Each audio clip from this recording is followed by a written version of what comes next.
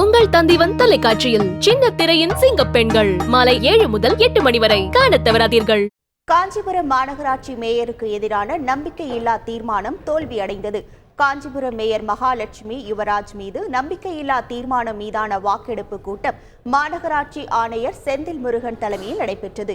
Mayor மற்றும் எதிர்ப்பு மாநகராட்சி கவுன்சிலர்கள் கூட்டத்தில் கலந்து கொள்ளாத நிலையில் நம்பிக்கையில்லா தீர்மானம் தோல்வியடைந்ததாக தெரிவிக்கப்பட்டது.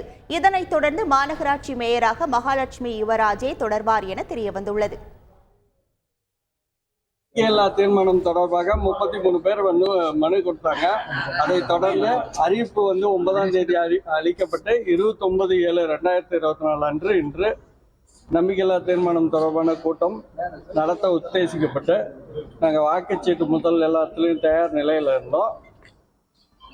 எந்த மாமன்ற உறுப்பினர்களும் வராததால், கோரம் இல்லாததால் நம்பிக்கையில்லா தீர்மானம் வெற்றி பெறவில்லை. உங்கள் தந்திவன் தொலைக்காட்சியில் சின்ன திரையின் சிங்க பெண்கள் மாலை 7 முதல் 8 மணி வரை காணத் தவறாதீர்கள்.